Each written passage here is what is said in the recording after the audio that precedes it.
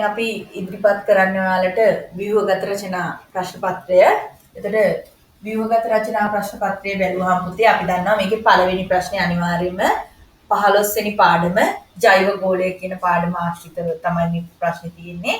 ඒක නිසා අපි බලමු මේකේ ප්‍රශ්න වලට සිටින සියලුම ජීවි. එතකොට අපි දන්නවා මේ තනි ජීවියෙකුට අපි කියනවා ඒකයිකයක් කියලා. ඊට පස්සේ ඒ වගේ ජීවීන් ගොඩක් ඉන්නවා නම් අපි ඒකට කියනවා ගහණයක් කියලා. ඊට පස්සේ ගහන සමූහයකට අපි කියනවා ප්‍රජාවක් කියලා. එතකොට මෙතන සියලුම ජීවි මෙතන ජීවි ප්‍රජාවක් තියෙනවා අජීවි ප්‍රජාවක් තියෙනවා. අපි දන්නවා ජීවි සහ අජීවි ප්‍රජාව කියන දෙකම එකට ගත්තාම පොකුණක් කියලා කියන්නේ අපි හඳුන්වන්නේ ඒකට පරිසර පද්ධතියක් කියලා. එහෙනම් මේ සිටින සියලුම ජීවීන් එක්ව ගත්තාම අපි ඒකට කියනවා ජෛව ප්‍රජාව. ජෛව පරිසරය නැත්නම් ජෛව ප්‍රජාව. මේ සිටින ජීවීන් කෙරෙහි බලපාන අජෛව සාධක. එතන මේ පසේ ජලය බලපානවා, ජලයේ උෂ්ණත්වය බලපානවා, වායු ප්‍රමාණය බලපානවා. ඒ වගේ සාධක අපිට ගන්න පුළුවන් අජෛව සාධක කියලා. මේ සිටින ජීවීන් සහ අජීවී සාධක සියල්ලම එක්ව ගත්තාම අපි ඒකට කියනවා පුතේ මොකද්ද? පරිසර පද්ධතියක්. මම ඔබට කිව්වේ පරිසර පද්ධතියක් කියන එක තියෙනවා. මේ සිටින ස්වයංපෝෂී ජීවීන් දෙදෙනෙක් නම් කරන්න. ඔබට පේනවා පන් ශාකයේ තියෙනවා. ඊට අමතරව කිරළ ශාකයේ තියෙනවා. හයිඩ්‍රිල්ලා ගන්නත් පුළුවන්. මෙම ජීවීන් යොදා ගනිමින් පුරුක් 4ක ආහාර දාමයක්. ඒකට අනිවාර්යයෙන්ම පුතේ පුරුක් 4 ආහාර දාමය අපි පටන් ගන්න ඕනේ ශාකයකින්. ඒතර මෙතන තියෙන ශාකයක හයිඩ්‍රිල්ලා ගන්න පුළුවන්. හයිඩ්‍රිල්ලා. ඒතර ගොඩක් දරුවෝ තාමත් ආහාර දාමයක් ලියනකොට ඊතලේ දාන්න ඕන මේ පැත්තට කුඩා මසුන්.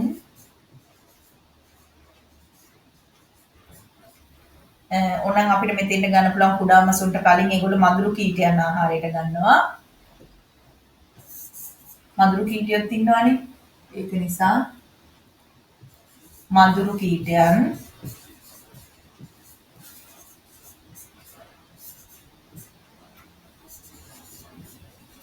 කුඩා මසුන් විශාල මසුන් නැත්නම් කුඩා මසුන් තාරාව නම් සාමාන්‍යයෙන් පෙරා බුදින සත්ත්වේ එහෙමත් ගන්න පුළුවන්. එක්තරා විද්‍යාශේෂ්ත්‍ර චාරිකාවකදී ලබාගත් දැනුම අනුව මිනිසාට අවශ්‍ය ආකාරයට පරිසරය. එතන මෙතන අහන්නේ පරිසර කළමනාකරණය කියන කොටේ. මොකද්ද පරිසර කළමනාකරණය කියන්නේ? මිනිසා විසින් තම පරිභෝජනය සඳහා ස්වාභාවික සම්පත් භාවිතා කිරීමේදී පරිසරයට හානිදායක නොවන අයුරින් මේවා භාවිතා කරනවා නම් අපි ඒකට කියනවා පරිසර කළමනාකරණය. ආයි කිව්වොත් මම මිනිසා විසින් පරිභෝජනය සඳහා ස්වාභාවික සම්පත් භාවිතා කිරීමේදී පරිසරයට හානි නොවන අයුරින් ඒවා භාවිතා කිරීම පරිසර කළමනාකරණය කියලා කියනවා. ඊට පස්සේ තියෙන්නේ තිරසාර කෘෂිකාර්මික භාවිතයක් ලෙස භාවිතා කරන බහුභෝග වගාව මගින් ඇතිවන වාසි දෙකක්. බහුභෝග වගාව කියන්නේ එකම බිමක භෝග වර්ග කිහිපයක් වගා කරලා තියෙනවා. ඒතකොට භෝග වර්ග කිහිපයක් තිබීම කියන්නේ ඒවා ටිකක් ඈතින් තමයි තියෙන්නේ. ඒක නිසා ලෙඩ රෝග පැතිරීමේ අවදානම අඩුයි.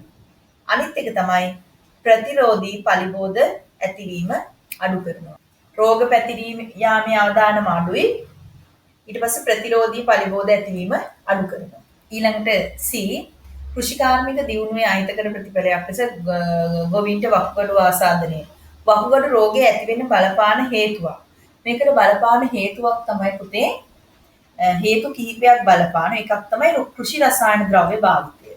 අනිත් එක තමයි බැරලෝහ ශරීරගත වීම. බැරලෝහ කියන්නේ පුතේ බරින් වැඩි ලෝහ. ඒ කැඩ්මියම් ආසනික් වගේ ඒවා. අනිත් එක නීල හරිත ඇල්ගී ජලාශවල ඉන්න නීල හරිත ඇල්ගී නිකුත් කරන විෂ රසායන ද්‍රව්‍ය මගින්.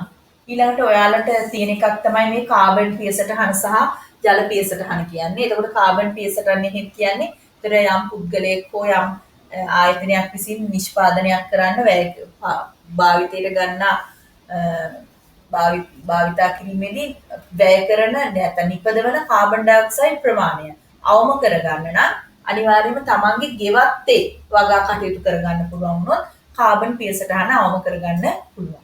ඒක තමයි කාබන් පියසටහන අවම කරගන්න ගන්න පුළුවන් ක්‍රියාමාර්ගය වෙන්නේ. ඊළඟට කෘෂිකර්මාන්තයේදී නියම් කාලවලදී වී ගොවිතැනට වඩා ගොඩි ගොවිතැන ව්‍යාප්ත කිරීම සුදුසුලු මින් ලබාගත හැකි වාසියක්. එතකොට අපිට පුළුවන් නියම් කාලවලදී දැන් ජලයේ නොමැති තත්ත්වයක් නැති වෙන්නේ. එතකොට ගොඩ ගොවිතැනේදී පුළුවන් පුතේ අපිට නියම් ප්‍රතිරෝධී භෝග වගා කරන්න. ඒතර මේ භෝග මගින් වැඩි අස්වැන්නක් ලබා ගන්න පුළුවන්. ඒක තමයි වාසිය. එතකොට මේ ඔක්කොම ප්‍රශ්න තියෙන්නේ 15 වෙනි පාඩම. ඔබට මම මේ 15 වෙනි පාඩමේ ගැටලුවක් තියෙනවා නම් මගේ ඒ පාඩමේ වීඩියෝ එකක් තියෙනවා බලන්න පුළුවන්. 15 වෙනි පාඩම. ඒතර මේ සම්පූර්ණ විෂය කරුණු ගැන අවධානය යොමු කරන්න ඕන පුතේ. මොකද මේ පළවෙනි ප්‍රශ්නේ ලකුණු 15 ඔබට පහසුවෙන්ම ගන්න පුළුවන්.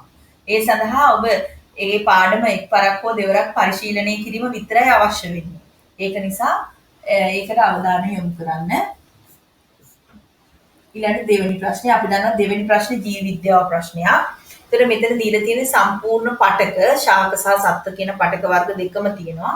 ආහාර නිපදවීමට දායක වෙන්නේ අපි දන්නවා ප්‍රභා සංශ්ලේෂණය සිදු කරනවා මෘදුස්තර, ඉනි මෘදුස්තර, සවිල් මෘදුස්තර කියන සරල ස්ථිර පටක. එතකොට පටක වර්ගය වෙන්නේ මෙතෙන්ට සරල ස්ථිර පටක.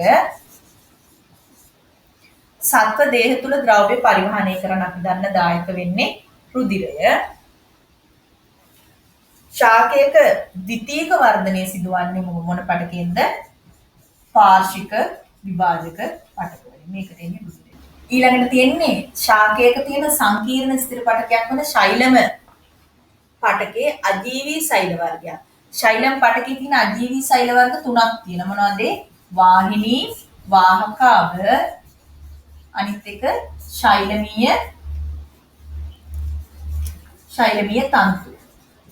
මතක තියාගන්න ඒකේ තියෙන එකම සජීවී සෛල වර්ගය ශෛලමීය මෘදුස්තර විතරයි. ස්නායු පටකයේ තැනුම් ඒකකය අපි දන්නවා පුතේ නියුරෝනය කියලා. ස්නායු පටකයේ තැනුම් ඒකකයේ නියුරෝනය, ස්නායු පටකයේ කෘත්‍යම ඒකකය හුවොත් අපි ඒක දැනගන්න ඕන ප්‍රතීක ඡාපය කියන එක. නියුරෝන 3කින් යුක්ත ප්‍රතීක ඡාපයක්. අපිච්ඡද පටක ඔබ දන්නවා අපිච්ඡද පටක තියෙන මෙහිම පාදස්ත පටලයක් මත පිහිටලා තියෙනවා. ඒතර පාදස්ත පටලයක් මත පිහිටා ඇත. පාදස්ත පටලයක් මත පිහිටා ඇත. එතකොට මේ රූපේ තියෙන්නේ ආහාර ජීර්ණ පද්ධතියේ කොටසක්. ජීර්ණ ක්‍රියාවලියට ආමාශය. ආමාශය මගින් ශ්‍රාවය වෙන ද්‍රව්‍ය තුනක් තියෙනවා ඔබ දන්නවා මොනවද? HCl, පෙප්සින්, අනිත් එක ෆ්‍රෙනින්. HCl, පෙප්සින්, ෆ්‍රෙනින්. ඒතර ජීර්ණ ක්‍රියාවලියට වැදගත් වෙන X වලින් ශ්‍රාවය වෙන්නේ පිත් යුෂ. ආත්මාවෙන් පිත් යුෂ නිපද වෙලා පිත්තාශ තමයි ගබඩා වෙන්නේ. අග්න්‍යාශයෙන් ශ්‍රාවය වෙනවා ගොඩක් ඒවා. හරිනේ. එතකොට ජීර්ණ ක්‍රියාවලියට වැදගත් වෙන X මගින් ශ්‍රාවය වෙන්නේ පිත් යුෂ. පිත් යුෂ වල කාර්යය තමයි ලිපිඩ තෛලෝදීකරණය කිරීම. ඉසෙල් වලදී වෙන්නේ ප්‍රෝටීන පෙප්සින් මගින් මොන බවටපත් වෙන්නේ? පොලිපෙප්ටයිඩ් බවටපත් වෙනවා. පොලිපෙප්ටයිඩ් බවට. ඉසෙල් තුල පවතින ආහාරය කුමන නමකින් හැඳින්වෙනවද? ආමාශය තුල තියෙන ඒ ආහාරය අපි හඳුන්වනවා ආමලසය කියලා. ආමලසය. දර්ශීය සෛලයක අඩංගු ඉන්ද්‍රියකා. න්‍යෂ්ටි අඩංගු න්‍යෂ්ටික අම්ල වර්ග දෙකක් තියෙන මොනවද පුතේ? ඒ DNA සහ RNA. ඔබ මතක තියාගන්න ඕන වෛරස් වල නම් තියෙන්නේ DNA O RNA. දැන් අපි කතා කරන කොරෝනා වෛරසයේ තියෙන්නේ RNA. හරිත ලව තුල අඩංගු හරිත ප්‍රදනිපද වීමට දායක වන මූලද්‍රව්‍ය. මොනවද දායක වන මූලද්‍රව්‍ය? Magnesium, nitrogen, carbon, hydrogen. මේ මූලද්‍රව්‍ය තමයි දායක වෙන්නේ. මයිටොකොන්ඩ්‍රියා තුළ සිදුවන පරිවෘත්තීය ක්‍රියාවට අපි කියනවා ශෛලීය ශ්වසනය.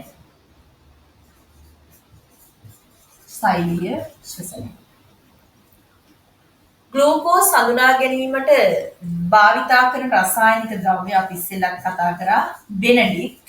බෙනඩික්ට් වල වර්ණය නිල් පාට.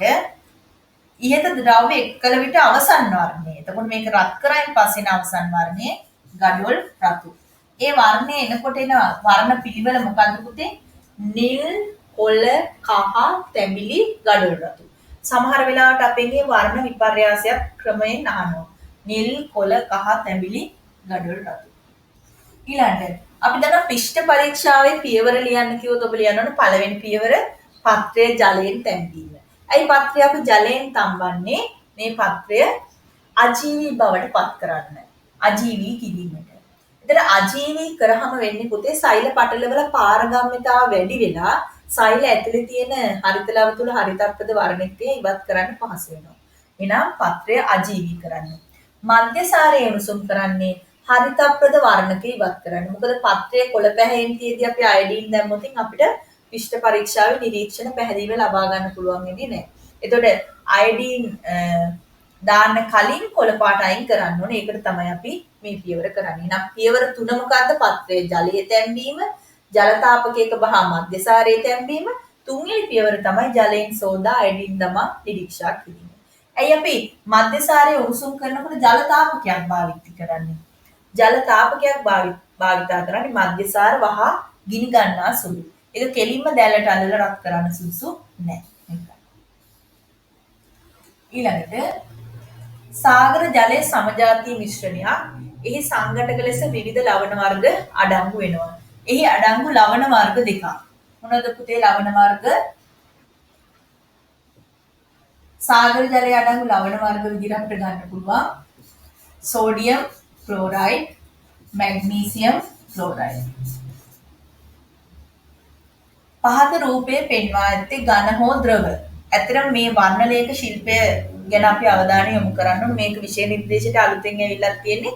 අපි බලාපොරොත්තු වුණාට සාමාන්‍ය පෙළ විභාගෙදී අහුවේ නැහැ වෙනත් ප්‍රශ්න පත්‍රවල තිබුණාට. හරිනේ? ඒක නිසා අපි බලමු මේක. මිශ්‍රණයක ඇති සංඝටක එකිනෙකින් වෙන් කර හඳුනා ගැනීමට සිදු කරන ක්‍රියාකාරකමක් සඳහා ඇටෝමක් තියෙනවා පහත. එතකොට මේක යොදාගෙන සංඝටක වෙන් කර ගන්නා ක්‍රමය අපි මේකට අපි කියන්නේ වර්ණ ලේඛ ශිල්පය. වර්ණ ලේඛ ශිල්පය. අචල කලාපය කියන්නේ පුතේ මේකේ චලනය වෙන්නේ නැති එක. මෙන්න මේ කඩදාසි තීරුව තමයි අචල කලාපය. එතකොට මෙහිදී භාවිතා කරන්න පුළුවන් ද්‍රාවකයක්. මොකද පුතේ මේකේ භාවිතා කරන්න පුළුවන් ද්‍රාවකය එක්කෝ මේක අනිවාර්යයෙන්ම වාෂ්පශීලී ද්‍රාවකයක් වෙන්න ඕනේ. අපි දන්නවා ඇසිටෝන්, ඊතර්, එතිල් ඇල්කොහොල් වගේ වාෂ්පශීලී ද්‍රාවකයක් තමයි මේකෙදී භාවිතා කරන්න පුළුවන්. ඒතර මේ වාෂ්පශීලී ද්‍රාවකයේ තමයි පුතේ අපි හඳුන්වන්නේ සචල කලාපය කියලා. මොකද මේ ද්‍රාවකයෙන් යන අංශු මේකේ මෙහෙම වාෂ්පය සංතෘප්ත වෙන්න ඕනේ. ඒතර මේ වාෂ්පය සංතෘප්ත වුණාම තමයි මේ තියෙන වර්ණකය මෙහෙම ඉහළට ගමන් කරන්නේ. එම ද්‍රාවකයේ තිබිය යුතු ගුණාංගයක් වාෂ්පශීලී විය යුතුය. එම ද්‍රාවකය වාෂ්පශීලී විය යුතුය. භූමි තෙලුත් පුළුවන් පුතේ. සාමාන්‍ය භූමි තෙල් පුළුවන්. ඒ වුණාට භූමි තෙල් වලට වඩා අරව තමයි උත්තර. හොඳ ඔබ දන්නවා පෙළ පොතේ තියෙන අර උත්තර ඒව පාවිච්චි කරන්න. හරිනේ? භූමි තෙල් පුළුවන්. වාෂ්පශීලීනේ. පෙට්‍රලුත් පුළුවන්. කැකෑරුම් නලයේ මූඩියකින් වහන්නේ පුතේ මෙන්න මේ ද්‍රාවකයෙන් මේක සංතෘප්ත කරගන්න ඕන නිසා. හරිනේ? නැත්නම් ද්‍රාවකාංශ එළියට ගමන් කරනවනේ. ඒක වළක්ව ගන්න කැකෑරුම් නලය තුල ද්‍රාවකය සංතෘප්ත කරන්න තමයි මේක වහන්නේ. මෙම ක්‍රමය භාවිතා කරන අවස්ථාවක්. හරිතප්‍රද වර්ණකයක හරිතප්‍රද නිස්සාරකයක වර්ණක වෙන් කරගන්න, ටොෆියක වර්ණක වෙන් කරගන්න, ජලයට විෂ එකතු වෙලාද කියලා බලන්න මේ ඕනම අවස්ථාවක මේක භාවිතා කරනවා. මේ තියෙන ද්‍රාව්‍යතාව. ද්‍රාව්‍යතාවයක් මට මතක විදිහට 2015 වර්ෂයේ හොයන් පස්සේ ද්‍රාව්‍යතාව ගැන ලොකු ප්‍රශ්නයක් අහලා නැහැ. ද්‍රාව්‍යතාව කෙරෙහි බලපාන සාධක තුනක් තියෙනවා. මොනවාද? එකක් උෂ්ණත්වය, අනිත් එක ද්‍රාවකයේ ස්වභාවය, අනිත් එක ද්‍රාව්‍යයේ ස්වභාවය. මොකද ද්‍රාව්‍යතාව කියලා කියන්නේ? දෙන ලද උෂ්ණත්වයේදී ද්‍රාවක ග්‍රෑම් 100ක් තුල දිය කරන්න පුළුවන් උපරිම ද්‍රාව්‍ය ස්කන්ධයට අපි කියනවා ද්‍රාව්‍යතාව කියලා. ඔව් අපරාධ පරීක්ෂණ. ඒ වගේ ඒවා දැන් ඒක හරිය පුතේ වුණාට ඒ වගේ ඒවා ලියන්න එපා මේකේදී. අපි මේකට ගැළපෙන එකක් ලියමු. හරිනේ? මොකද සමහර වෙලාවට අපි දන්නේ ඒක මේ මාකින් ස්කීම් එකේ තියෙවිද කියලා. ඒකයි ප්‍රශ්නේ. මේ ව්‍යුහගත රචනා වලට උත්තර ලියනකොට ඔයාලා විශේෂයෙන් අවධානය යොමු කරන්න ඕන පෙළ පොතේ සහ වඩාත්ම නිවැරදි විෂය කරුණු වලට. ඒ කියන්නේ උත්තරේ සමහර වෙලාවට හරි වෙන්න පුළුවන්. ඒක වැඩිපුර ගැඹුරට ගන්නකොට උත්තරේ හරි. හැබැයි මාකින් ස්කීම් එකේ උත්තරේම තිබුණ නැත්නම් ඔබට ලකුණු ලැබෙන්නේ නැහැ. ඒකයි මෙතෙන්දී අපි අවධානය යොමු කරන්න ඕනේ. ඒකට ගැළපෙන පිළිතුරක් ලියන්න. x හා y අවස්ථාවවලදී සොයා බැලූ සාධක වෙන් කරලා ලියන්න. ඒතර මෙතෙන්දී ඔබට පේනවා ජලය සහ භූමි තෙල්. ජලයයි භූමි තෙල්. එතකොට ඔබට පේනවා මෙතන වෙනස් වෙලා තියෙන්නේ මොකද්ද? ද්‍රාවකයේ ස්වභාවය. මෙතන ද්‍රාවකයේ තමයි වෙනස් වෙලා තියෙන්නේ. මෙතන පේනවා සෙල්සියස් 20 සහ සෙල්සියස් 50. එහෙනම් එතෙන්දී මොකද්ද වෙනස් වෙලා තියෙන්නේ පුතේ? උෂ්ණත්වය. x හිදී ලැබෙන නිරීක්ෂණය. එතකොට x හිදී ලැබෙන්නේ මොකද්ද පුතේ? x වල තියෙන්නේ මෙතන x මේකනේ. එතන මේක ග්‍රීස් ජලයේ දිය නොවේ, භූමි තෙල් වල දිය වේ. ඒක තමයි නිරීක්ෂණය. එළඹෙන්න පුළුවන් නිගමනය මොකද්ද? ඒ නිරීක්ෂණය ඇසුරින් එළඹෙන්න පුළුවන් නිගමනය ද්‍රවීය ද්‍රව්‍ය. දැන් මෙතන තියෙන්නේ ග්‍රීස් කියන්නේ නිර්ද්‍රවීය ද්‍රව්‍යයක් නේ. නිර්ද්‍රවීය ද්‍රව්‍ය දියවන්නේ නිර්ද්‍රවීය ද්‍රාවක තුල පමණි. නිර්ද්‍රවීය ද්‍රව්‍ය දියවන්නේ නිර්ද්‍රවීය ද්‍රාවක තුල පමණි. C කොටස ජලීය කොපර් සල්ෆේට් ද්‍රාවණයක් කොපර් තහඩු යොදාගෙන විද්‍යුත් විච්ඡේදනය කිරීමට සැකසු ඇටෝමක්. මෙතන තියෙන පුතේ ජලීය කොපර් සල්ෆේට් ද්‍රාවණයක් කොපර් තහඩු යොදාගෙන විද්‍යුත් විච්ඡේදනය කිරීමට සැකසු ඇටෝමක්. ඒතර ඔබට පේනවා මේ දෙකම කොපර් ඉලෙක්ට්‍රෝඩ දෙකක්. එතකොට මේක ධන සම්බන්ධ ඉලෙක්ට්‍රෝඩය මෙයා ඇනෝඩය මෙයා කැථෝඩය. එතකොට අපි දන්නවා පුතේ මේකේ වෙන්නේ ඇනෝඩය දිය වෙනවා. එතන ඇනෝඩ ප්‍රතික්‍රියාව ලිව්වොත් කොපර් ධන දෙක බවට පත් වෙනවා. කැථෝඩ ප්‍රතික්‍රියාව දෙවෙන්නේ මොකද්ද? කොපර් ධන දෙක ඉලෙක්ට්‍රෝන දෙකක් ලබාගෙන කොපර් ලෙස අවක්ෂේප වෙනවා. ඔක තමයි ඇනෝඩ සහ කැථෝඩ. එතකොට එන්න ඇනෝඩේ ස්කන්ධය අඩු වෙනවා. කැථෝඩේ ස්කන්ධය මොකද්ද වෙන්නේ? වැඩි වෙනවා. ඇනෝඩයේ ප්‍රතික්‍රියාවට මේක තමයි ඇනෝඩ ප්‍රතික්‍රියාව. ඇනෝඩ ප්‍රතික්‍රියාවට අදාළ සමීකරණය මේ තියෙනවා. කොපර් ධන. ඊළඟ සෝඩියම් ලෝහය නිස්සාරණය කරන ක්‍රමවේදය මොකද පුතේ? සෝඩියම් ලෝහය නිස්සාරණය කරන්නේ විලීන ක්ලෝරයිඩ විද්‍යුත් විච්ඡේදනය මගින්. විලීන ක්ලෝරයිඩ විද්‍යුත් විච්ඡේදනය මගින්. ඊළඟ හතරවෙනි ප්‍රශ්නේ ඇටෝම ඇසුරින් පිළිතුරු සපයන මේක ඕම් නියමයේ සත්‍යාපනය කරන්න සකස් කරලා තියෙන ඇටෝමක්. ධාරාව සහ විභවාන්තරය මනින්න. අපි දන්නවා සමාන්තරගතලා මෙතනින් මනින්නේ ධාරාව. මෙතන සම්බන්ධ කරලා තියෙන්නේ වෝල්ට් මීටරයක්. ශ්‍රේණිගතව ඇමීටරය. Z කියන්නේ අපි දන්නවා ධාරා නියම. ධාරාව සහ විභවාන්තරය. මෙහිදී පාඨාංක ලැබීමේදී සැලකීමත් යුතු කරුණක්. පුතේ දැන් මේ සිචය සංකෘත කරලා පාඨාංකගෙන නැවත මොකද කරන්න ඕන? ස්විචය විවෘත කරන්න ඕන. විවෘත කරලා තමයි ධාරා නියාමකයේ සීර්මාරු කරන්නේ. පැහැදිලිද? එහෙනම් පාඨාංක ලබාගෙන ස්විචය විවෘත කිරීම.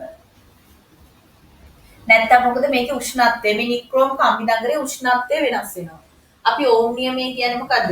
උෂ්ණත්වය ඇතුළු අනිකුත් සාධක නියත විට සන්නායකයක් තුලින් ගලා යන ධාරාව දෙකලවර විභවාන්තරයට අනුලෝමව සමානුපාත වේ. එහෙමනේ අපි ලියන්නේ නේද?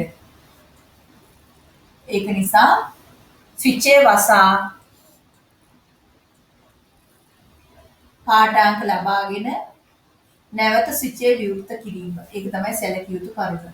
ඔබ ලබා ගන්නා පාඨාංක වලට අනුව ලැබිය හැකි ප්‍රස්ථාරය. ඔබෙන් අහනවා මේ පාඨාංක දාන්න පුළුවන් වගුවක් සමහර වෙලාවට v i v බෙදීම i. මේක තමයි වගුව. ඒ වගුව ඇසුරෙන් අපි එළඹෙන ප්‍රස්ථාරය තමයි v සහ i. මේක මූල ලක්ෂ්‍ය හරහා යන සරල රේඛාවක්. සරල රේඛාවක්. ඒතර මේකෙන් අපි ගන්නවා v බෙදීම i කියන එක මොකද්ද වෙන්නේ? නියතයක්. ඒ නියතයට අපි දානවා r කියලා. මෙන්න මෙතනින් අපි සමීකරණයක් ව්‍යුත්පන්න කරනවා පුතේ v සමානයි i r. v සමානයි i r. එතකොට මෙතන විභවාන්තරයේ ධාරාව සහ ප්‍රතිරෝධය. ඉසඩ් උපකරණය යෙදීමට හේතුව ඉසඩ් උපකරණය කියන්නේ අපි දන්නවා ධාරා නියාමකය. ඒක භාවිතා කරන්නේ කම්බි දඟරයට බලපාන විභවාන්තරය සහ ඒ තුලින් ගලන ධාරාව වෙනස් කරන්න. ඒ යෙදීමට හේතුව ඒකයි. ධාරා නියාමකය. කම්බි දඟරයට බලපාන විභවාන්තරය හා ධාරාව වෙනස් කිරීම. තියෙන්නේ එකම කම්බියක් දිග වෙනස් කරලා. මේ ඇටෝම මගින් ආදර්ශනය කරන්නේ ප්‍රතිරෝධය කෙරෙහි බලපාන කුමන සාධකයද? ප්‍රතිරෝධය කෙරෙහි බලපාන සාධක තියෙනවා R සමානයි ρ L යට A. R කියන්නේ ප්‍රතිරෝධය, ρ කියන්නේ සන්නායකයේ තනා ඇති ද්‍රව්‍ය. L කියන්නේ සන්නායකයේ දිග, A කියන්නේ හරස්කඩ වර්ගඵලය. මේක තනා ඇති ද්‍රව්‍ය. එතකොට මෙතන පුතේ වෙනස් කරලා තියෙන දිග, එහෙනම් මෙතන බලපාන සාධකය දිග. ඇමීටර් පාඨාංකයේ වැඩි වගයක් ගන්න කුමන කම්බිය? එතකොට අපි දන්නවා මෙහෙම. දිග වැඩි නම් ප්‍රතිරෝධය වැඩි. දිග අඩු නම් ප්‍රතිරෝධය අඩු. එහෙනම් දිග අඩු අවස්ථාවේ තමයි ප්‍රතිරෝධය අඩුයි කියලා කියන්නේ ධාරාව වැඩි. ප්‍රතිරෝධය අඩුයි කියන්නේ යාගේ ධාරාව වැඩි. ප්‍රතිරෝධය වැඩි කියන්නේ යාගේ ධාරාව අඩුයි කියන්නේ. එහෙනම් ප්‍රතිරෝධය අඩු වෙලා ධාරාව වැඩි වෙන්නේ දිග අඩු අවස්ථාවේ. එහෙනම් කුමන කම්බිය ස්පර්ශ කළ විටද? EF කියන කම්බිය ස්පර්ශ කළ විට. ශිෂ්‍යයෙක් සමාන දිග සමාන විස්කම්බය තඹ සහ නික්‍රෝම් කම්බි දෙකක්. එතකොට මෙතන යොදාගෙන තියෙන පුතේ තඹ නික්‍රෝම් කියන්නේ සන්නායක ද්‍රව්‍ය වෙනස්. මෙතකොට මේකෙදි බලපාන්නේ සන්නායකයේ තනා ඇති ද්‍රව්‍ය තමයි බලපාන්නේ. සන්නායකයේ තනා ඇති ද්‍රව්‍ය. පහත රූපයේ දැක්වෙන බයිසිකල් ඩයිනමෝක රූප සටහනක්. ඔබට පේනවා මේකේ x කියලා කියන්නේ චුම්බකය. චුම්බකය තමයි චලනය වෙන්නේ. y කියන්නේ මෘදු යකඩය. මෘදු යකඩය තමයි මේ කම්බි දඟරය ඔතන තියෙන්නේ. හරිනේ? x කියන්නේ චුම්බකය, y කියන්නේ මෘදු යකඩය. ඊට ඩයිනමෝ විදුලි ජනනයට භාවිතා වන මූලධර්මය තමයි විද්‍යුත් චුම්බක ප්‍රේරණය. විද්‍යුත් චුම්බක ප්‍රේරණය. එතකොට ඉහත උපකරණය ක්‍රියාත්මක කිරීමේදී විදුලිය ජනනය වීමේදී ධාරාව ගලන දිශාව. මේකට මම ඔයාලට කියන්න මෙන්න මේක මතක තියාගන්න. වමෝ දඩ. වමෝ දඩ. වමෝ කියන්නේ පුතේ වමත් නියමයේ දාන්නේ මෝටරේට. වමත් නියමයේ මෝටරේට. දකුණත් නියමයේ දාන්නේ මොකටද? ඩයිනමෝට. දැන් අපි දන්නවා මෝටරේ කියන්නේ මෝටරින් අපි හොයන්නේ පුතේ මොකද්ද? අපි දන්නවා වමත් නියමයේ භාවිතේ නැත්නම් මෝටරේ අපිට හොයන්න ඕනේ චලනය වෙන දිශාව. චලන දිශාව. ඩයිනමෝවේ හොයන්න ඕනේ මොකද්ද? ධාරාවේ දිශාව. පැහැදිලිද? ඒතර මේක ඇඟිලි තුනම එකම ඇඟිලි තුන තමයි අපි ගන්න අවස්ථා දෙකේදීම. ඒතර එකක හොයන්නේ චලනය වෙන දිශාව, අනිත් එකේ හොයන්නේ ධාරාවේ දිශාව. ඒක මතක තියාගන්න. මේකේ තියෙන්නේ මම මේක ඔයාලට මතක ඇති ඔයාලගේ පෙළ පොතේම තියෙන පින්තූර ටිකක් තමයි මෙතන තියෙන්නේ. කියන්නේ A කියන්නේ රයිසෝමය, B කෝමය, C බල්බය, D ස්කන්ධාන්තය. රයිසෝමයට උදාහරණ තමයි කහ සහ ඉඟුරු. කෝමයට ගහල හබරල, බල්බයට ලූණු ලීක්ස්, ස්කන්ධාන්තයට අර්ථාපල් ඉන්නන. ඒවා අහලා නැහැ මම ඔයාලට දැනගන්නයි කිව්වේ. බද්ධ කරනකොට අපි දන්නවා පුතේ ග්‍රාහකය සහ අනුජය. ඒතර ග්‍රාහකය කියන්නේ මේ මුල කොටසට. මේක තමයි ග්‍රාහකය. මේක මූල පද්ධතියක් තියෙන්නේ. බද්ධ කරන්න ගන්න කැලලට තමයි අපි කියන්නේ අනුජය කියලා. මේක ග්‍රාහකය. ඒතර මේ ග්‍රාහකයේ සතු හේතු යහපත් ලක්ෂණ තමයි ශක්තිමත් මූල පද්ධතියක් තියෙනවා. ශක්තිමත් මූල පද්ධතියක් තියෙන්න ඕනේ. ඒකාකාර වර්ධනයක් තියෙනවා. ශක්තිමත් මූල පද්ධතියක් ඒකාකාර වර්ධනයක් තියෙනවා. අනිත් එක තමයි රෝග හා පාරිසරික වෙනස් වීම වලට ඔරොත්තු දෙන්න ඕනේ. රෝග හා පාරිසරික වෙනස් වීම වලට ඔරොත්තු දීම. ඊළඟ මේ තියෙන්නේ පුෂ්පයක්. පුෂ්පයක් බැලුවහම මේකේ පූමාංගය. ඔබට පේනවා පූමාංගය කියන්නේ මේ A සහ B. මේ පරාගධානී මේක සූත්‍රිකාව. ජායාංගය කියන්නේ මෙන්න මේ කොටස් F G H. දැන් මෙතන අහන්නේ පූමාංගය. එහෙනම් ඒක ලියන්න වෙන්නේ A හා B. ජායාංගය වුණි F G H. ඊට පස්සේ කෘමී සතුන් ආකර්ෂණය කර ගැනීමට වැදගත් වන කොටස් වලට අයත් ඉංග්‍රීසි අක්ෂරය. ඒතර මෙතන කෘමී සතුන් ආකර්ෂණය කරගන්න වැදගත් වෙනවා දල පත්‍ර. දල පත්‍ර.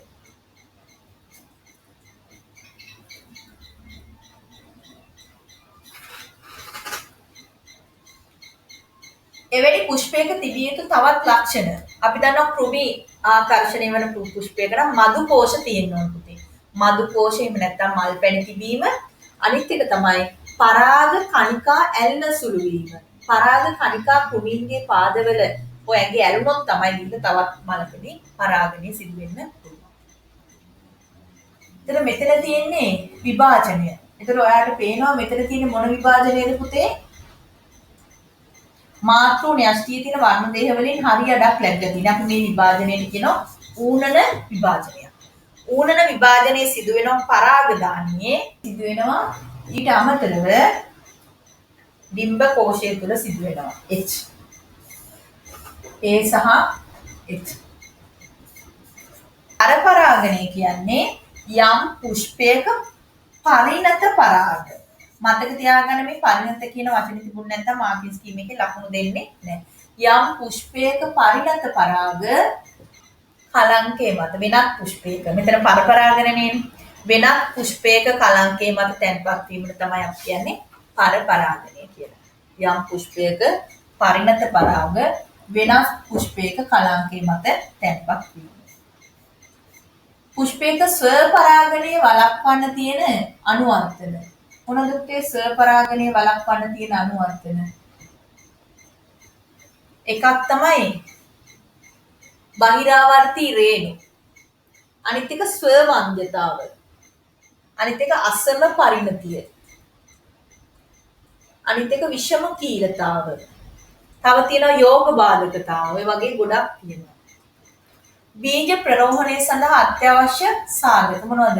ජලය, උෂ්ණත්වය, ජලය ඕන, උෂ්ණත්වය. පස ඕනේ නෑ පුතේ. උෂ්ණත්වය, වාතය, ලිංග ප්‍රජනනයේ වැදගත්කමක්. ප්‍රභේදන සහිත නව ජීවීන් නැතිවීම. පෙන්වා ඇති ඉටිවල අඩංගු මූලද්‍රව්‍ය හඳුනා ගැනීම. අපි දන්නවා දැල්ලු ඉටි පන්දමින් යන ඉටි වාෂ්ප වලින් සහ ජල අංශ වලින් මෙතන තියෙන X කියන්නේ නිර්ජලීය කොපර් සල්ෆේට්. නිර්ජලීය කොපර් සල්ෆේට්. Y කියන්නේ මොකද්ද පුතේ? කැල්සියම් හයිඩ්‍රොක්සයිඩ් එහෙම නැත්නම් කුණු දියර. ඇටෝමේ චූෂකයේ ක්‍රියා කළ විට ලැබෙන නිරීක්ෂණයක්. එතකොට ඔයාලා දන්නවා පුතේ චූෂකය ක්‍රියාත්මක කරාම අඛණ්ඩ වායු ධාරාවක් ඇටෝම තුල සංසරණය වෙනවා.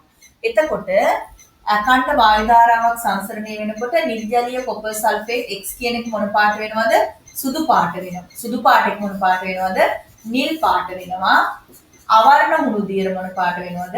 කිරි පාට වෙනවා.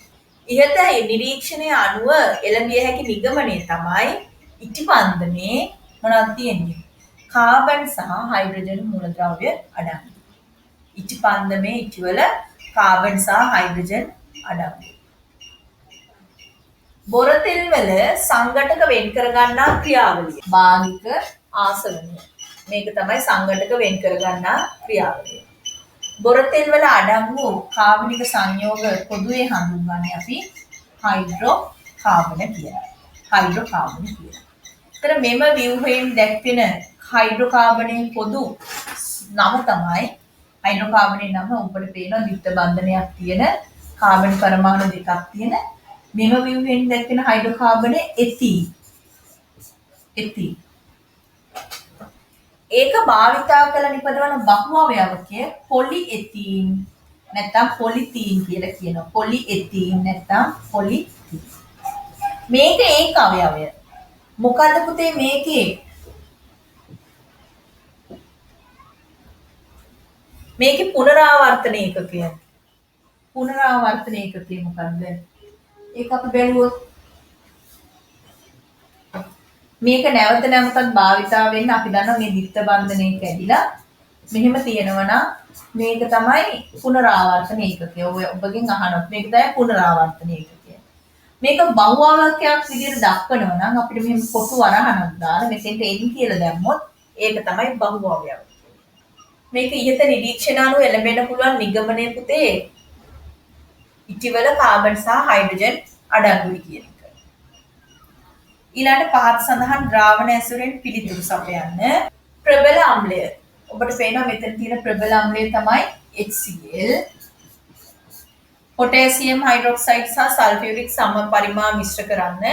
ඊට රසායනික ද්‍රව්‍ය තුලිත සමීකරණයකින් ලියන්න.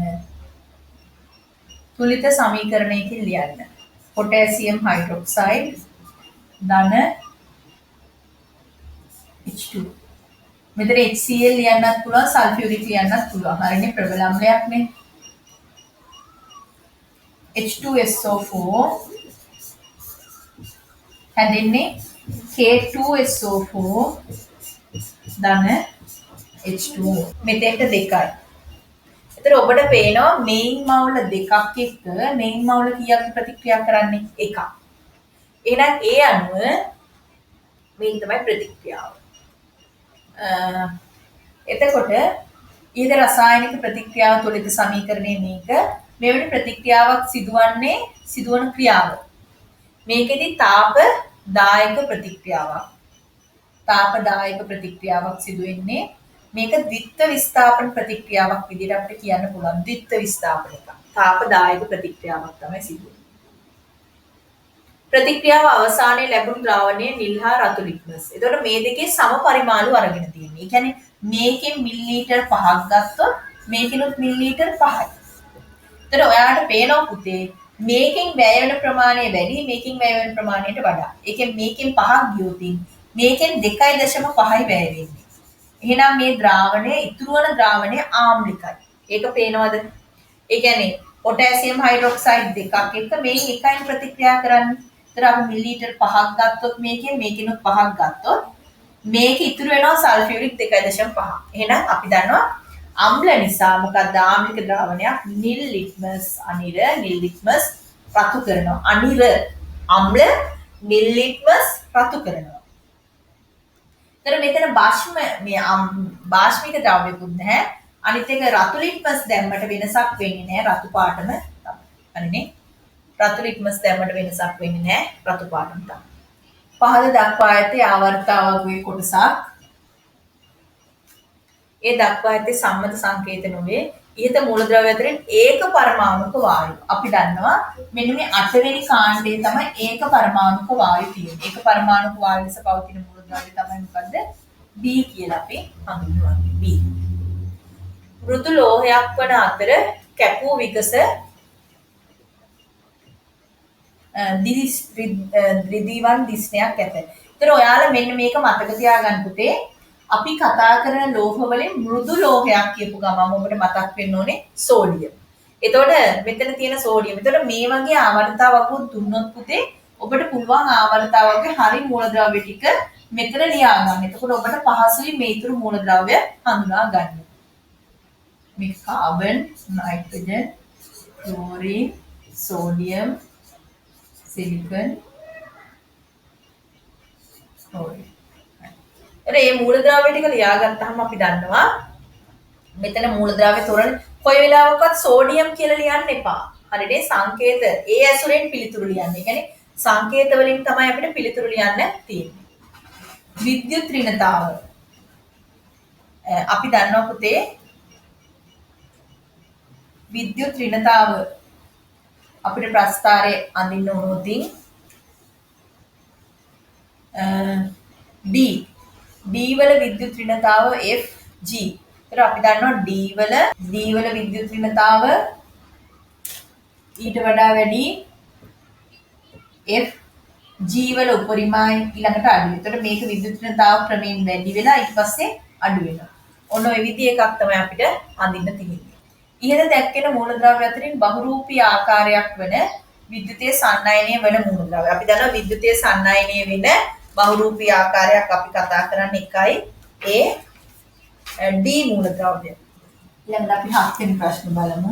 ශිෂ්‍යයෙක් එක්තරා දර්පණයක් භාවිතයෙන් මුහුණ බැලීමේදී විශාල ප්‍රතිබිම්බයක් දර්පණයට පිටුපසින් නැති බව.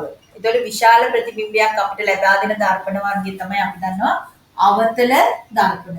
උත්තල දර්පණ වලින් ලැබෙන කුඩා ප්‍රතිබිම්බයක්. අවතල දර්පණ. ඔහු දුටු ප්‍රතිබිම්බයේ දැකිය හැකි වෙනත් ලක්ෂණ දෙකක්. එතකොට අපි දන්නවා උඩුකුරුයි කියන එක තියෙනවා. උඩුකුරුයි නෑ විශාල ප්‍රතිබිම්බයක් නේ පුතේ. උඩුකුරුයි අනිත් එක තමයි වෙනත් ලක්ෂණ උඩුකුරුයි අනිත් එක අතාර්ථිකයි. ඒතර ඒ කියන්නේ මේක මෙහෙම බැලුවොත් මේක අවතල දර්පණය අපි දන්නවා නාභිය ඉස්සරහින් තිබුත් සමාන්තර යන්නේම නාභිය හරහා යනවා ශ්‍රී හරහා යනවා මේ දෙක එකතු වෙන්නේ මෙන්න මේ පැත්තේ උඩුකුරු ප්‍රතිබිම්බය.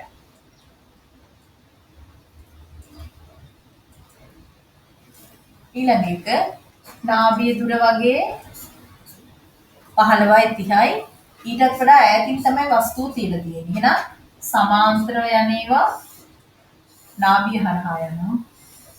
මෙහෙම. මේව මේ හරියදී හම්බෙනවා කුඩා යටිකුරු ප්‍රතිබිම්බයක්. ජලයේ සිට වාතයට ආලෝකය ගමන් කිරීමේදී වෙනසක් සිදු වේ. ජලයේ අවදි කෝණය 49යි. ඒතර ඔබට පේනවා මේ අවස්ථාවේදී පුතේ 42යි කියන්නේ මේ අවස්ථාවේදී ආලෝක කිරණය අභිලම්බයෙන් ඉවතට ගමන් කරනවා. ඇයි ජලය කියන්නේ ගහන මාධ්‍යයක්, වාතය කියන්නේ විරල මාධ්‍යයක්. ගහන මාධ්‍යක ඉඳලා විරල මාධ්‍යයට යනකොට අභිලම්බයෙන් ඉවතරයි ගමන් කරන්නේ.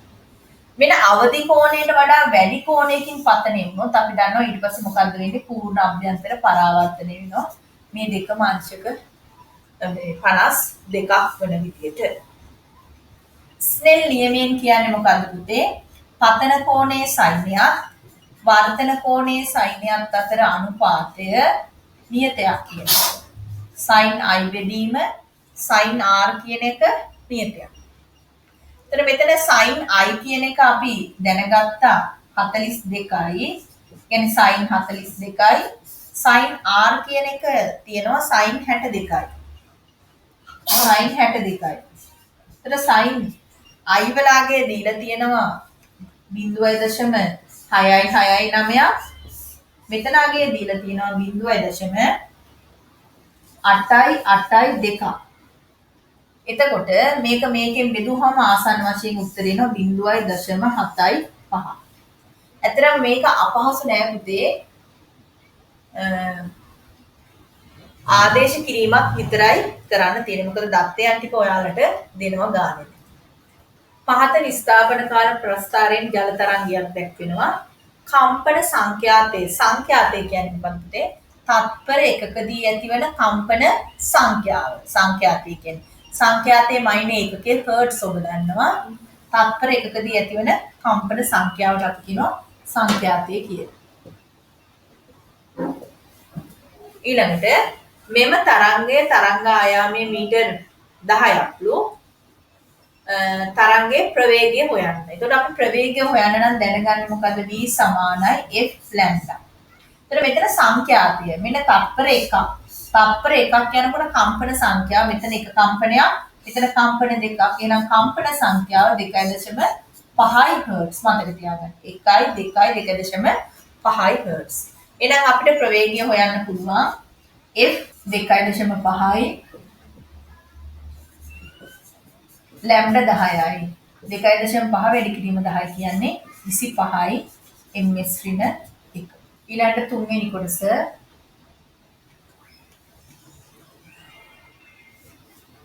ජලය ග්‍රෑම් 200ක් සෙල්සියස් 100 දක්වා 1000 වොල්ට් ගිල්ලුම් තාපකයක්. ජලය ලබා ගන්නා තාප ප්‍රමාණය. ජලය ලබා ගන්නා තාප ප්‍රමාණය කොහොමද පුතේ අපි බලන්නේ?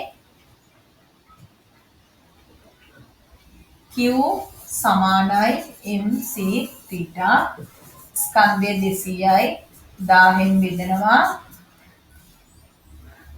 විශිෂ්ටතා පදාරිතාව 4200යි. උෂ්ණත්ව වෙනස කීයද ගන්නේ? උෂ්ණත්ව වෙනස ගන්නේ 30ත් 100ත් අතර කියන්නේ නටන තෙක්නේ නේද? 70යි. මෙහිදී සිදු කළ උපකල්පනය මොකක්ද පුතේ? මේක සුරු කරගන්න පුළුවන් මම හිතන්නේ ඔබට. මෙහිදී සිදු කළ උපකල්පනය තමයි පරිසරයට තාප හානියක් සිදු නොවන බව. එතකොට අපිට මෙතන සුළු කරලා ගන්න වෙනවා ඊළඟ ගානට. එතකොට ගත වෙන කාලය තප්පර ජූල්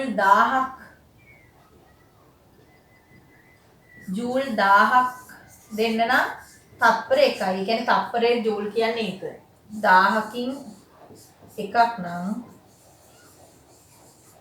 එතකොට බිංදු කැපුණාම 58.8ක්. තත්පර 58.8ක්.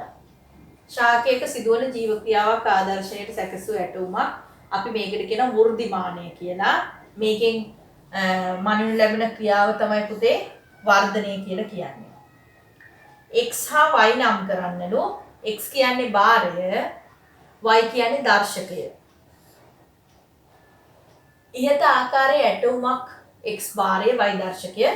ඉහත ආකාරයෙන් ඇටෝමක් සකස් කිරීමෙන් ඇතිවන වාසිය මොකද්ද? ඉතා කුඩා වර්ධනයක් පැහැදිලිව නිරීක්ෂණය කරන්න පුළුවන්. මොකද පොඩි භාරයක් වෙච්ච ගමන් මේ දර්ශකය වැඩිපුර ඉහළට ගමන් කරනවා. ඊළඟට අපි 9 වෙනි ප්‍රශ්නේ අවසාන ප්‍රශ්නෙට යනවා. ප්‍රතික්‍රියා ශීඝ්‍රතාව කෙරෙහි බලපාන සාධක මොනවද පුතේ? භෞතික ස්වභාවය, උත්ප්‍රේරක, ප්‍රතික්‍රියකවල සාන්ද්‍රණය සහ උෂ්ණත්වය. මෙතෙන්දි ඔයාලට බලපු ගමන් පේනවා කැට සහ කුඩු. එහෙනම් මොකද්ද මෙතන තියෙන්නේ? කැට සහ කුඩු නම් මොකද්ද තියෙන්නේ? භෞතික ස්වභාවය. බලපාන සාධකනේ. සාධක ටික නම් කර මේකෙදි බලපාන්නේ භෞතික ස්වභාවය. භෞතික ස්වභාවය. මෙහිදී නියතව තබාගත යුතු සාධක දෙකක්. මොනවද මේ නියතව තබා ගන්න ඕන සාධක? එකක් තමයි උෂ්ණත්වය.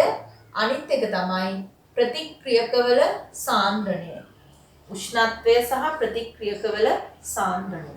මෙම ප්‍රතික්‍රියාව තාපදායකද තාප අවශෝෂකද? තාපදායක ප්‍රතික්‍රියාවක්. පුතේ අපි දන්නවා කැල්සියම් කාබනේට් HCl ප්‍රතික්‍රියාව කියන්නේ තාපදායකයි. පරීක්ෂානලයේ රත් වෙන එක. මෙම ක්‍රියාකාරකම් භාවිතයේදී කැල්සියම් කාබනේට් මවුල සංඛ්‍යාව යන ඉස්සෙල්ලම කැල්සියම් කාබනේට් වල සාපේක්ෂ අණුක ස්කන්ධය බලන්න ඕනේ. 40යි, කාබන් 12යි, ඔක්සිජන් 16ව 3යි කියන්නේ 48යි. එතන මේ ටික ඔක්කොම එකතු කරාම 100ක් එනවා. අපිට මවුල සංඛ්‍යාව හොයන්න. මේක හදන්න පුතේ. මේකට ඔබට ලකුණක් ලැබෙනවා. ඊට පස්සේ මවුල සංඛ්‍යාව n සමාන m බෙදීම m 5 බෙදීම 100. ඒ කියන්නේ උත්තරේ එන්නේ 0.05යි මවුල. එදිනෙදා කටයුතු වලදී ශක්ති සම්ප්‍රේෂණය. ඔබට මතක නම් මේක තියෙනවා ද්‍රාව පීඩක සම්ප්‍රේෂණය කියන මූල ධර්මය තමයි මේකේ භාවිතා කරන්නේ. රථ වාහන ඔසවන්නේ නැත්නම් හොයිස්ට් යන්ත්‍රය, ඊට පස්සේ වාහනවල තිරිංග පද්ධති, ද්‍රාව පීඩක ජැක්කුව, අන්න ඒවා තමයි එදිනෙදා ජීවිතේ මේක භාවිතා වෙන අවස්ථාව වෙන්නේ. මේකට කියන්නේ අපි ද්‍රාව පීඩක සම්ප්‍රේෂණය. ඒතර එදිනෙදා භාවිතා වෙන අවස්ථා ඒවා. පීඩනය. පිෂ්ඨණය මත පීඩනය ගණනය කරන්නලු. ඒතර පීඩනය සොයන්නේ කොහොමද මෙතන? පීඩනය සමානයි බලය බෙදීම වර්ගඵලය. එතන වර්ග සෙන්ටිමීටර් තිබුණත් කමන්නේ. ඒතර අපි ඒකකයකින් උත්තර දුන්නොත් වර්ග බලය නිව්ටන් 5යි වර්ගඵලය 20යි. එතන මෙතන නිව්ටන් මෙතන වර්ග සෙන්ටිමීටර්. උත්තරේ එනවා 5න් 4න් 1 කියන්නේ 0.25යි වර්ග සෙන්ටිමීටරයට නිව්ටන්. ඒ ඒකකේ දාන්න ඕන නැත්නම් වර්ධිනවා පුතේ. හරි නේද? එහෙමයි. B නලයට සම්බන්ධ පිෂ්ඨනයේ වර්ගඵලයේ වර්ග සෙන්ටිමීටර් 100ක් නම් එම පිෂ්ඨනය මත යෙදෙන බලය සොයන්න. එම පිෂ්ඨනය මත යෙදෙන බලය. එතකොට කොහොමද පිෂ්ඨනය මත යෙදෙන බලය හොයන්නේ? මේ අවස්ථාවේ අපි ආයෙ දානවා මේ සමීකරණය මොකද්ද? පීඩනය සමානයි බලය බෙදීම වර්ගඵලය. ඒතර මෙතන පීඩනය 1යි. ඒක කියන්නේ 0.25යි සමාන වෙනවා මෙතෙන්ට එනවා වර්ගඵලය 100. ඒකත් සෙන්ටිමීටර්නේ. වැඩි වුණාම සෙන්ටිමීටරට සෙන්ටිමීටර කැපිලා යනවා. ඒතර බලය එනවා 0.25 වැඩි කිරීම 100 කියලා කියන්නේ පුතේ. 0.25 වැඩි කිරීම 100 කියන්නේ 25යි නිව්ටන්. පහත අවස්ථා පැහැදිලි කිරීමට යොදා ගන්නා නිව්ටන් නියම. පහත අවස්ථා පැහැදිලි කිරීමට යොදා ගන්නා නිව්ටන් නියම රොකට්ටුවක චලිතයට අපි යොදාගන්නේ නිව්ටන්ගේ තුන්වෙනි නියමය. ඒ කියන්නේ මොකද්ද පුතේ? සෑම ක්‍රියාවටම විශාලත්වයෙන් සමාන වූද දිශාවෙන් ප්‍රතිවිරුද්ධ වූද ප්‍රතික්‍රියාවක් ඇත කියන නිව්ටන්ගේ තුන්වෙනි නියමය. ඊට පස්සේ B ඒකාකාර ප්‍රවේගයෙන් ගමන් කරන රථයක චලිතයට අපි භාවිතා කරන්නේ නිව්ටන්ගේ පළවෙනි නියමය. මොකද ඒකෙන් කියන්නේ යම් වස්තුවක් මත බාහිර අසමතුලිත බලයක් ක්‍රියාත්මක වන තුරු නිශ්චල වස්තුන් නිශ්චලවත් ඒකාකාර ප්‍රවේගයෙන් චලනය වන වස්තුන් එම ප්‍රවේගයෙන් චලනය වෙමින් පවතිනවා. ඒතර දරුවනේ මම හිතන්නේ ඔබට මම මේ ප්‍රශ්න පත්‍රය සාකච්ඡා කිරීමෙන් බලාපොරොත්තු වෙන්නේ සාමාන්‍ය පෙළ විභාගයේ ඉගෙන ගන්න විෂය කරුණු විභාගෙදි පිළිතුරු ලියන්නේ කොහොමද කියන අවබෝධය ලබා දෙන්න. මම හිතන්නේ ඒක ඔබට ලැබෙන්නේ නැති